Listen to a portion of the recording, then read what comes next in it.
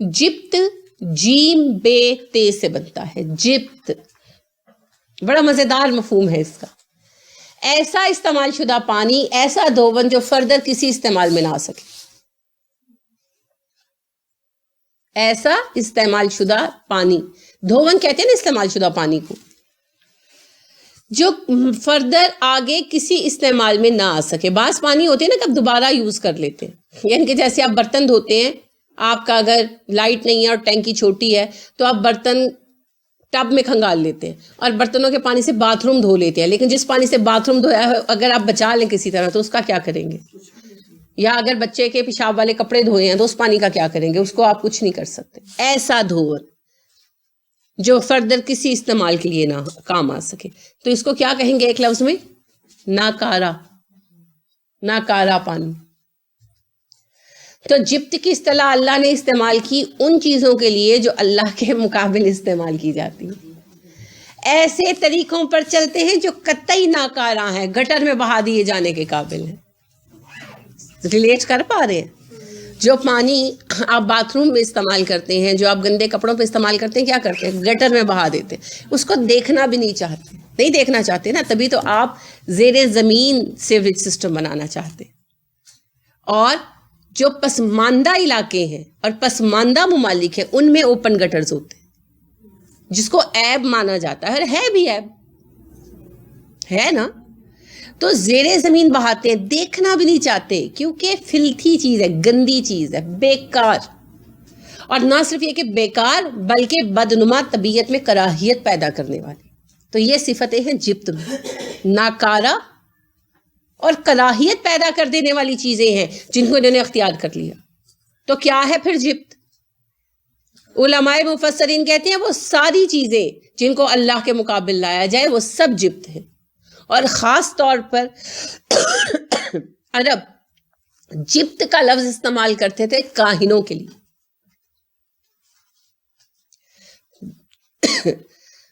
عرب خاص طور پر نیگیٹو کاہنوں کے لیے استعمال کرتے تھے. ان میں بھی کالا جادو سفید جادو تھا نا، جیسے ہمارے ہاں ہے. تو جو شیطانی جادو والے تھے ان کو جبت کے عالم مانتے تھے. ٹھیک ہے، اسلام کے بعد وہ سارے کاہن ہی جبت ہو گئے، کہے گئے عربی زبان میں. تو جبت کے دو مفہوم ہیں. ایک، ہر وہ چیز جو اللہ کے مقابل لائی جائے جبت ہے. ٹھیک ہے، اللہ کے مقابل جو وظیفہ آپ لیتے ہیں، جو پیر آپ بناتے ہیں وہ جبت ہے.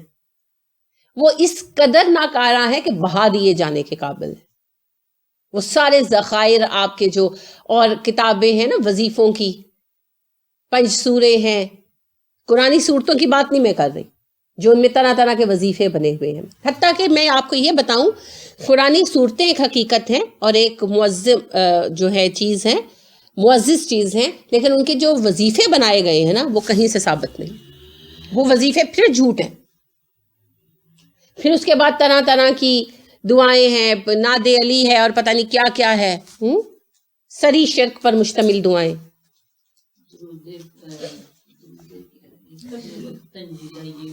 درود پاک بیچ میں مت لائیں، کیونکہ درود پاک بے شک کسی نے خود لکھا ہو، درود پاک غلط نہیں ہے، پسندیدہ نہیں ہے. میں ان چیزوں کی بات کر رہی ہوں جو بالکل خود بنائی گئی ہیں. ٹھیک ہے، جب میں نے 5 سورے کی بات کی تو قرآنی صورتیں بالکل حق ہیں،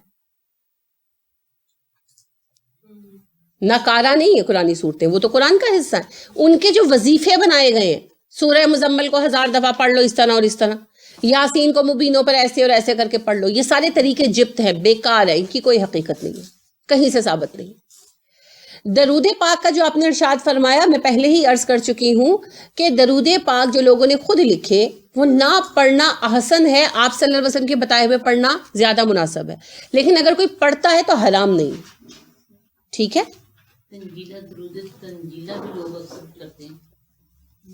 بیچ میں out of the way question مت لایا کریں. اور میں عرض کر رہی ہوں کہ اگر کوئی بندہ ایسا درود پڑھتا ہے جو حدیث سے ثابت نہیں ہے تو ناپسندیدہ ہے، حرام نہیں ہے. پسندیدہ ترین بات یہ ہے کہ رسول اکرم صلی اللہ علیہ وسلم کے اپنے الفاظ پڑھے جائیں. اس کے بارے میں 3 رائے ہیں. اس سوال کو ابھی رکھیں، میں اینڈ پہ عرض کروں گی. ٹھیک ہے، یہ اپنے کوشچنز جو ہے نا اینڈ کے اوپر پٹ کیا کریں. بات جبت کی چل رہی ہے, کسی ایک چیز کی نہیں چل رہی. جبت میں وہ درود پاک نہیں آتے جو لوگوں نے خود لکھے ہوئے. ٹھیک, یہاں پر یہ چیز سمجھ لیں.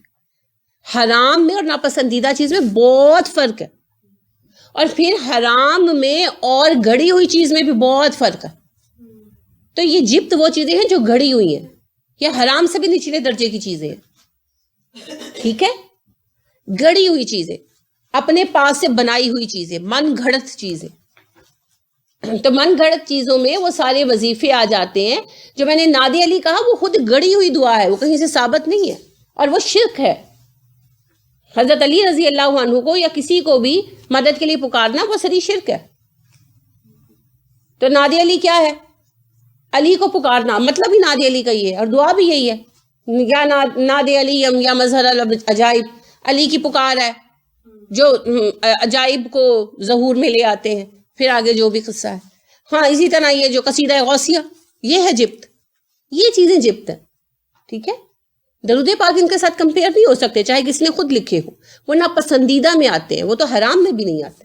ٹھیک, ہر چیز کی نا اپنی کیٹیگری ہے, اس کو دوسرے کے ساتھ نہیں آپ ملا سکتے. اس چیز کو میں آپ کو گوشت کی مثال سے سمجھاتی ہوں.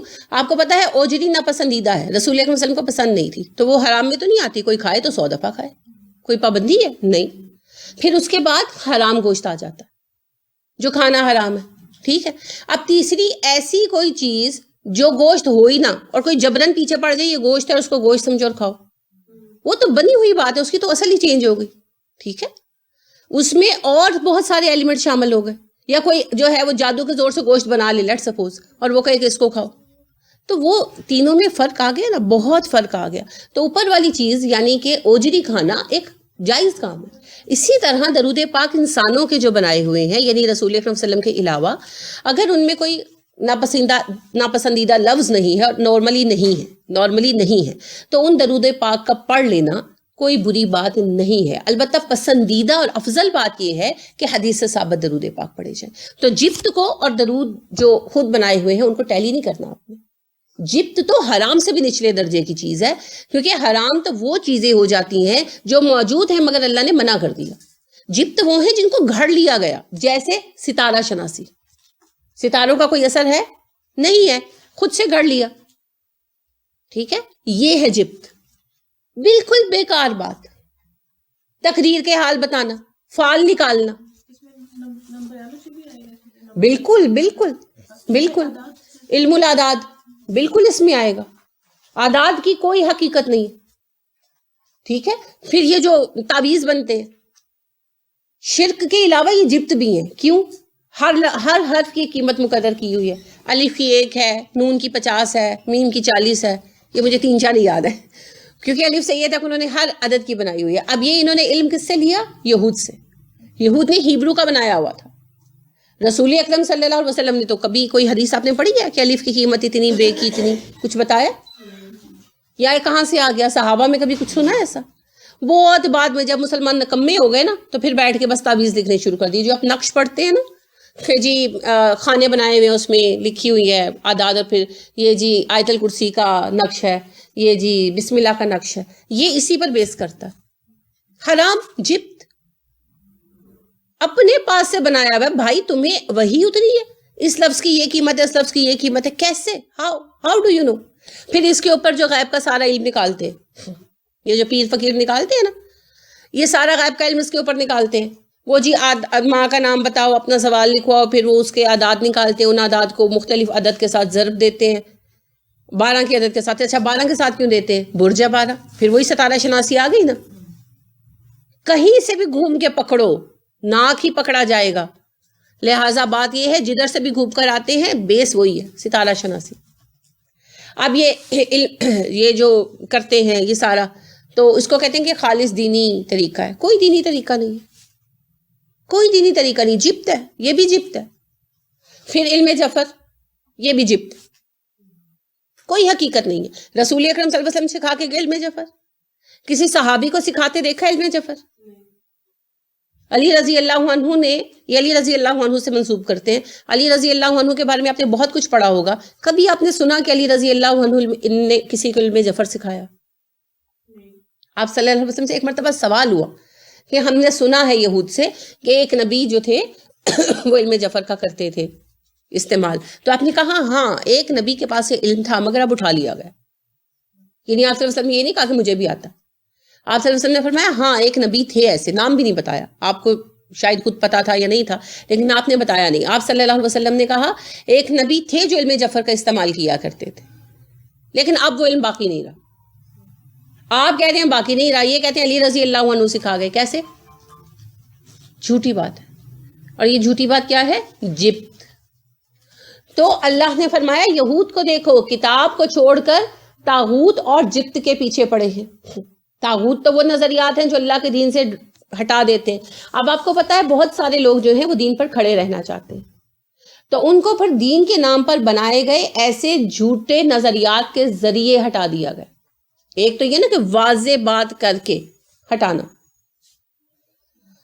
یعنی جیسے ویمن لبریشن کا کہہ کر یا دین کے خلاف نفرت پیدا کر کے ہٹانا. وہ تو بندہ اپنے شعور سے ہٹتا ہے, وہ سوچتا ہے کہ یہ طریقہ زیادہ بہتر ہے. جیسے آج ہمارے بچے مغرب کے پیچھے چل رہے ہیں, ٹھیک ہے, اپنی مرضی سے دین کو چھوڑ کے مغرب کے پیچھے چل رہے ہیں.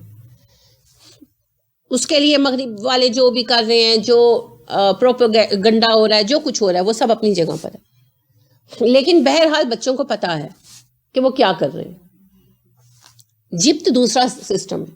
کئی لوگ ایسے ہوتے ہیں جو یہ سب نہیں کرتے, نہیں کرنا چاہتے, دین سے جڑے رہنا چاہتے, پھر ان کو دین میں ایسے ٹوسٹ پیدا کر کے بہکا دینا کہ وہ سمجھے وہ دین پر ہے, وہ دین سے نکل چکے ہوں. جیسے سود لینا چاہے, بینکنگ کا جو کاروبار, سود کا سسٹم.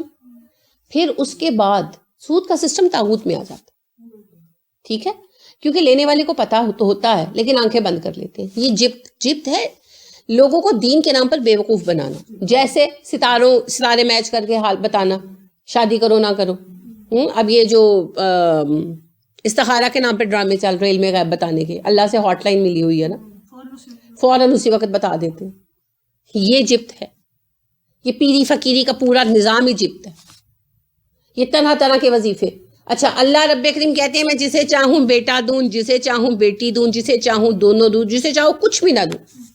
یہاں آپ کو جگہ جگہ کتابیں مل رہی ہیں شرطیہ بیٹا پیدا کرنے کے وظیفے. اللہ کی تقدیر سے اوپر بھی بابا جی بیٹھے ہوئے.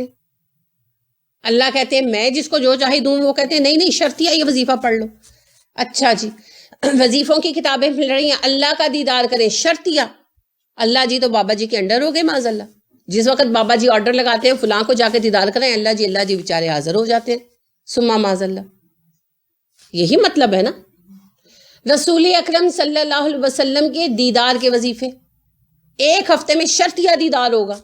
اچھا جی, تو پھر اللہ جی آپ تو نہیں ہے کہیں غلطی سے جو کتاب چھاپ رہے ہیں بیٹھ کر؟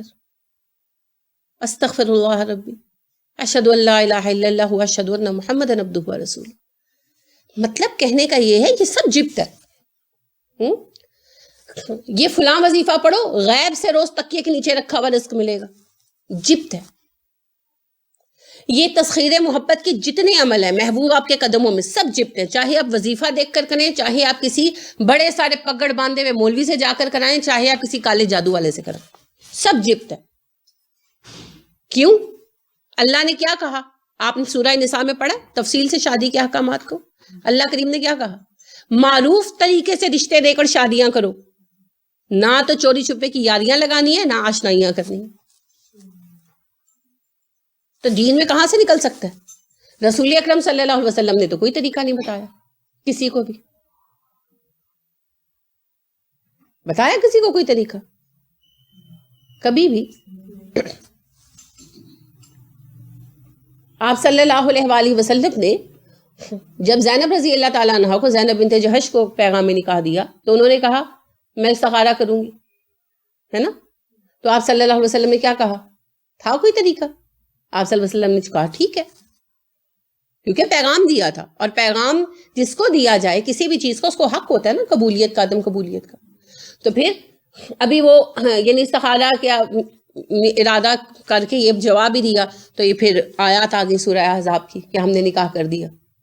تو پھر زینب فخر کیا کرتی تھی کہ میرا سب کے جو رشتے ہیں زمین پر طے ہوئے, میرا اللہ نے آسمان پر کیا تھا. تو کہنے کا مطلب یہ ہے کہ کوئی ایسا طریقہ نہیں ہے, سب جبت ہیں. تو اس میں خاص طور پر سمجھ لیجئے ستارہ شناسی اور سارے وہ علوم جو آپ کو غیب کا حال بتاتے ہیں، آپ کی قسمت کا حال بتاتے ہیں، آپ کو مستقبل کے بارے میں ہدایات دیتے ہیں، سب جبت ہے، سب جبت ہے. اور اللہ کی کتاب کو چھوڑ کر کس کے پیچھے لگے؟ یہود، جبت اور طاغوت کے. تو ہماری بھی یہی حال نہیں ہے، صورتحال. ایک تو گروہ وہ ہے نا، وہ بڑا ہے، مین ایلیمنٹ ہے ہمارا یوتھ، جو طاغوت کے پیچھے بھاگی جا رہی ہے، بھاگی جا رہی ہے. اور جو دین کے ساتھ جڑے ہوئے وہ کس کے پیچھے؟ جبت کے پیچھے، جبت کے پیچھے. یہ ہے فساد، اس کا نام ہے خرابی. فساد فی الارض، فساد فی الدین، فساد فی الفطرہ. فطرت میں بھی تو فساد ہے نا. یہ اسی لیے کام نہیں ہو رہے، اسی لیے پریشانیاں ہیں. جس کو دیکھو بیمار ہے، جس کو دیکھو ڈپریس ہے، جس کو دیکھو رو رہا ہے. کیونکہ اللہ کے پاس جو کچھ ہے وہ اللہ کی اطاعت سے حاصل کیا جا سکتا ہے، معصیت سے نہیں. تو جبت کے پیچھے پڑنا دین کو بدل دینے کا نام. طاغوت دین سے دوری ہے. دونوں میں فرق سمجھ آ رہا ہے نا. طاغوت تو ہے اللہ کو چھوڑ کر اور اللہ کے دین کو چھوڑ کر کوئی اور راستہ اختیار کر لے، جیسے ہماری یوتھ کر رہی ہے. اور قصوروار ہم ہیں، کیونکہ ہم نے انہیں راستہ دکھایا ہی نہیں. اور جبت ہے دین کے اندر رہ کر دین کی تبدیل شدہ شکلوں کو قبول کر لینا. دونوں میں فرق ہے، اور دونوں فساد کی دو اہم صورتیں ہیں. اور یہ فساد اور بگاڑ کس میں لاتی ہیں؟ اہل ایمان میں، اہل کتاب میں. کیوں ذکر کر رہے ہیں اللہ؟ کیوں ذکر کر رہے ہیں اللہ؟ الم تری الی الذین اوتوا نصیب من الکتاب یؤمنون بالجبت والطاغوت. کیا تم نے ان لوگوں کے حال پر غور کیا جنہیں کتاب کا ایک حصہ دیا گیا؟ ایک طویل عرصہ تک ایک حصہ دیا گیا. ہمیں ایک معنی تو یہ آ جاتا ہے کہ ایک کتاب دی گئی، ٹھیک ہے. ایک معنی یہ آ جاتا ہے، بعض مفسرین جیسا کہ کہتے ہیں کہ انہوں نے کتاب کا کچھ حصہ گم کر دیا. میں یہ سمجھتی ہوں کہ ایک حصے سے مراد یہ ہے کہ ایک طویل عرصہ تک امامت ان کے پاس رہی،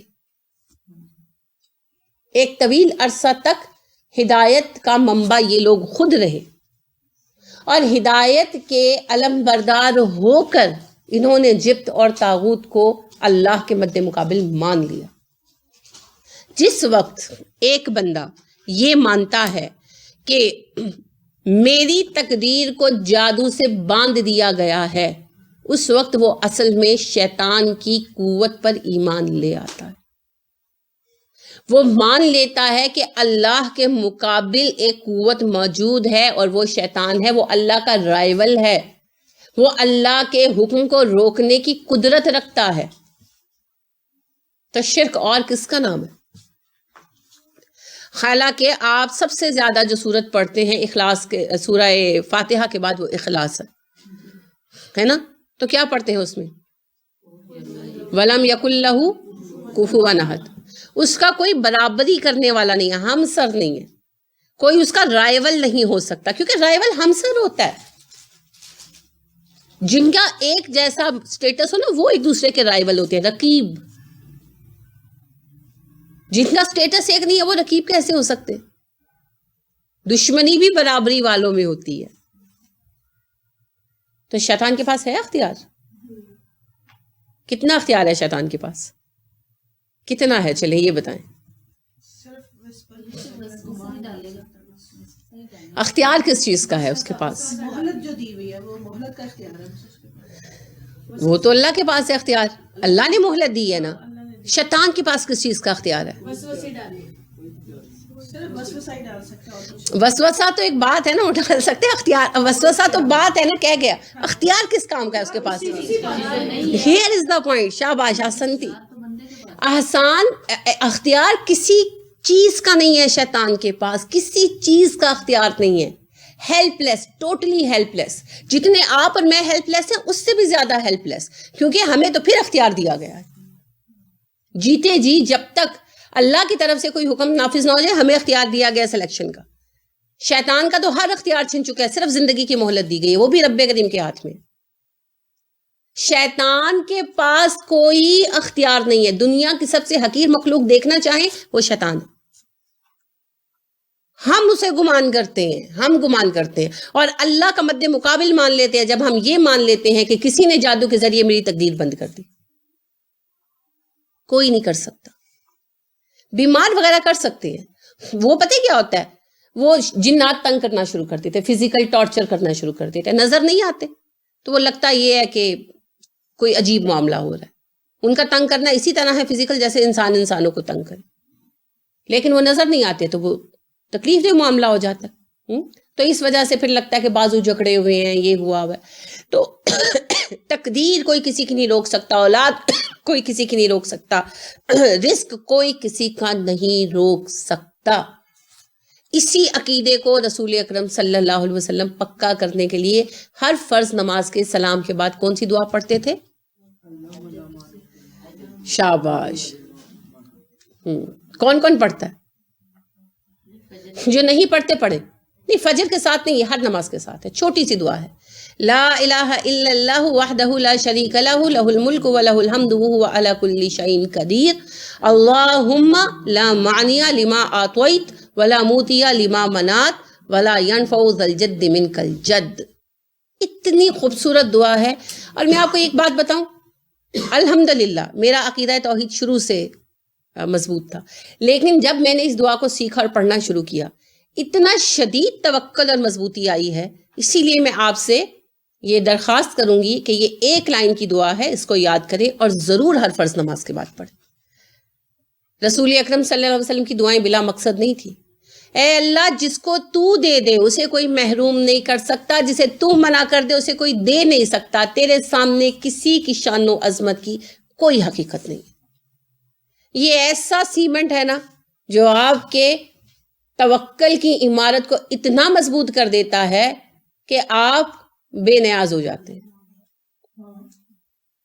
بالکل ہے. اللہم میں آپ کو یہ نماز کے بعد کے مسنون اذکار میں ملے گی, کیونکہ یہ بالکل صحیح احادیث سے ثابت دعا ہے اور آپ نے ساری عمر پڑھی. بالکل, سنت کو زندہ کرنے کا ثواب بھی ہو جائے گا, کیونکہ وظیفوں کی کتابوں میں طرح طرح کی دعائیں اپنی بنائی ہوئی تو دیں گے, نبی کریم صلی اللہ علیہ وسلم کی لکھی ہوئی دعا نہیں دیں گے. لہٰذا یہ آپ صلی اللہ علیہ وسلم کی سنت زندہ کرنا ہے. آپ صلی اللہ علیہ وسلم نے فرمایا, جو میری حدیث کو یاد کرے اور اسے آگے پہنچائے اور اسے زندہ رکھے, تو جس روز لوگوں کے دل مر جائیں گے اللہ اس دن اس کے دل کو زندہ رکھے گا اور اس کے چہرے کو روشن رکھے گا. آپ کی دعا ہے. آپ نے فرمایا اللہ جس دن لوگوں کے دل مر جائیں اس دن اس کے دل کو زندہ رکھے اور اس کے چہرے کو روشن رکھے. جس دن لوگوں کے چہرے تاریک ہو جائیں گے, وہ بندہ جو میری سنت کو یاد کرے اور اس پر عمل کرے اور اسے آگے پہنچائے, تو اس میں آپ کو یہ اجر بھی ملے گا. تو اس کو اختیار کریں. ٹھیک ہے, میں پڑھ دیتی ہوں. یہ اللہم میں موجود ہے. اللہم لا معنی لما اعطیت ولا معطی لما منعت ولا ينفع ذا الجد منک الجد. اللہ جی, جسے آپ روک دیں اسے کوئی دینے والا نہیں, جسے آپ عطا کر دیں اسے کوئی منع کرنے والا نہیں, اور آپ کی شان و عظمت کے سامنے کسی کی شان و عظمت کی ذرہ برابر وقت نہیں ہے. آپ دیکھیں گے انشاءاللہ آپ کا توکل پہاڑوں جیسا بلند ہو جائے گا. اب اس میں بات یہ ہے کہ آپ نے اپنے توکل کو بڑھانا ہے, اور آپ نے آج اہم چیز کیا سمجھی؟ شیطان کی کوئی حقیقت نہیں ہے. شیطان کی کوئی حقیقت نہیں ہے, شیطان کی کوئی اوقات نہیں ہے, شیطان کے پاس کوئی طاقت کوئی پاور نہیں ہے اللہ رب کریم کے مد مقابل. ٹھیک ہے, ہمیں بھی ویسے تھوڑا بہت ستا سکتا ہے اور کچھ نہیں کر سکتا. یہ انشاءاللہ آگے آپ موضوعات میں پڑھیں گے. تو پھر جبت اور طاغوت کیا ہے؟ ہمارے وہم, ہمارے وہم, اس کی کوئی حقیقت نہیں ہے. تو دین کے اندر دو فتنوں کا اللہ نے بیان کیا. ایک فتنہ کیا ہے؟ جبت. اور ایک فتنہ کیا ہے؟ طاغوت. کیا ہے؟ دین کو چھوڑ کر دنیا کے پیچھے پڑ جانا اور اس کے لیے مختلف ازمز بنا لینا. اور جبت کیا ہے؟ دین کے اندر رہ کر دین کو بدل دینا اور بدلے ہوئے طریقوں کو قبول کر لینا. دونوں حرام ہیں اور دونوں گمراہی کے راستے ہیں. وَيَقُولُونَ وہ کہتے ہیں لِلَّذِينَ كَفَرُوا ان لوگوں کے لیے جو کافر ہیں، ہَؤُلَاءِ یہ لوگ اہدیٰ زیادہ ہدایت یافتہ ہیں، مِنَ الَّذِينَ ان لوگوں سے آمنوا جو ایمان لائے، سبیلا راستے کے اعتبار سے۔ مَنْ أَصْدَقُ مِنَ اللَّهِ قِيلًا اللہ سے بڑھ کر بات میں کون سچا ہوتا ہے؟ کوئی بھی نہیں ہو سکتا۔ یہ بات آج بھی اتنی ہی سچ ہے۔ اللہ فرماتے ہیں یہ لوگ جنہوں نے دین میں جبت بنا لیے اور طاغوت بنا لیے، یہ کہتے ہیں کہ ایمان والوں کی نسبت جو کافر ہیں وہ زیادہ ہدایت والے راستے پر ہیں۔ آج کہتا ہے کوئی؟ نہیں کہتا۔ میں نے تو بڑا سنا ہے۔ ایک طرف طاغوت والے لوگ ہیں نا، سو کالڈ ماڈرن، وہ بھی ہمیں لان تان کرتے ہیں۔ وہ کہتے ہیں تم سے تو بہتر ہیں مغرب والے، تم سے بہتر ہیں، وہ چاہے شرابی ہیں تم سے بہتر ہے، وہ زانی بھی ہیں تو تم سے بہتر ہے، وہ آوارہ بھی ہیں تو تم سے بہتر ہے، وہ بد چلن بھی ہیں تو تم سے بہتر ہے، کہتے ہیں۔ دوسری طرف جبت والے، ہمارے وہ بہن بھائی جو دین پر ہیں اور پیروں فقیروں کے چنگلوں میں چھکڑے ہوئے ہیں، وہ کیا کہتے ہیں؟ ان کو بیٹی نہ دو، ان کی بیٹی نہ لو، ان کی نماز جنازہ نہ پڑھو، ان کی عیادت نہ کرو، مر جائے مسلمانوں کے قبرستان میں دفن مت کرو، یہ تو مسلمان ہی نہیں ہے، کیونکہ یہ معاذ اللہ کے نبی صلی اللہ علیہ وسلم سے محبت نہیں کرتے، اور یہ جو ہیں گستاخ ہیں۔ تو ہم تو دونوں طرف سے آج بھی وہی سن رہے ہیں۔ تو یہ پتہ ہے کس بات کا ثبوت ہے؟ آپ حق پر ہیں، کیونکہ اللہ خود کہہ رہے ہیں جو ایمان والے ہیں ان کے بارے میں کہتے ہیں ان سے کافر بہتر ہے۔ وہ کہتے نہیں ہیں جو ہمارے دین کے اندر بہت زیادہ پیر پرست اور قبر پرست لوگ ہیں، وہ کیا کہتے ہیں کہ ان سے تو یہودی بہتر ہے۔ میں نے خود ان کی کتابوں میں، یعنی کہ ان کی کتابوں میں ان کی یہ باتیں خود میں نے پڑھی تحقیق کے عرصے میں، کہ وہ کہتے ہیں کہ یہ لوگ جو اپنے آپ کو مومن کہتے ہیں، یہ کوئی مومن نہیں ہے، اور یہ وہابی ہیں، عرف عام میں وہابی کہتے ہیں نا وہ۔ میں کسی وہابی سیکٹ کی فیور نہیں کر رہی، میں کسی سیکٹ کی فیور نہیں کر رہی، میں تو ان مومنوں کی بات کر رہی ہوں جو قرآن و حدیث پہ چلتے ہیں۔ تو وہ کہتے ہیں کہ یہ لوگ وہابی ہیں، اور یہ جو بھی اس رستے پہ چلتا ہے، بزرگوں کو پیروں کو چھوڑ کر قرآن و سنت کو اپناتا ہے، تو یہ ڈرامہ ہے ان کا۔ ان سے تو وہ بہتر ہیں جو غیر مسلم ہے، وہ تو مسلمان ہو جائیں گے تو بخشے جائیں گے۔ تو یہ تو دین کو بدل رہے ہیں، حالانکہ دین کو بدلنے کی، جبت کے پیچھے چلنے کی غلطی وہ کر رہے ہیں، لیکن الزام ہمیں دیتے ہیں۔ تو اللہ فرما رہے ہیں ایمان والوں کو ہی یہ طعنہ سننا پڑتا ہے۔ تو ایمان والے کون ہیں؟ جو طاغوت سے بھی بچیں اور جبت سے بھی بچیں۔ تو پھر کس پہ چلے؟ کس پہ چلے؟ قرآن و سنت۔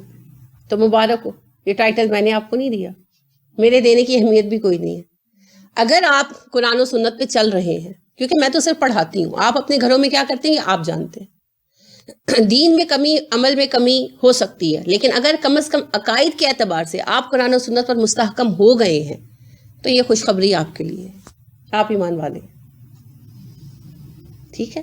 اب لوگ چاہے آپ کو کہتے رہے کہ تجدید دین کرو تم کافر ہو گئی ہو، کہنے دے، کوئی فرق نہیں پڑتا۔ کسی کے کہنے سے دین کا فیصلہ نہیں ہونا۔ دین کا پیمانہ کیا ہے؟ قرآن و سنت۔ اللہ کہہ رہے ہیں یہ بات تو تمہیں سننی پڑے گی۔ یہ کہتے ہیں، یعنی یہود اپنے لوگوں کو کہتے ہیں، ٹھیک ہے، اور مسلمانوں کو۔ یہود میں تو کوئی خاص گروہ تھا ہی نہیں نا، ایسا چند لوگ تھے جو مسلمان ہو گئے۔ تو رسول اکرم صلی اللہ علیہ وسلم پر ایمان لانے والوں کے بارے میں کیا کہتے ہیں؟ اب رسول اکرم صلی اللہ علیہ وسلم پر جو ایمان لائے صحابہ، وہ کس پر ایمان لائے؟ قرآن و سنت پر۔ تو قرآن و سنت پر ایمان لانے والوں کے متعلق وہ کیا کہنے لگے کہ ان سے تو قریش مکہ جو کافر ہیں وہ بہتر ہیں، حالانکہ اہل کتاب تھے۔ آج ہم دونوں طرف سے یہی طعنہ سنتے ہیں، تو کوئی بات نہیں، کوئی بات نہیں۔ اگر ایمان پر چلنے کی وجہ سے، قرآن پر چلنے کی وجہ سے ہمیں یہ ٹائٹل ملتا ہے تو ہمیں یہ بھی قبول ہے۔ ٹھیک ہے؟ سمجھ آ گئی یہ بات؟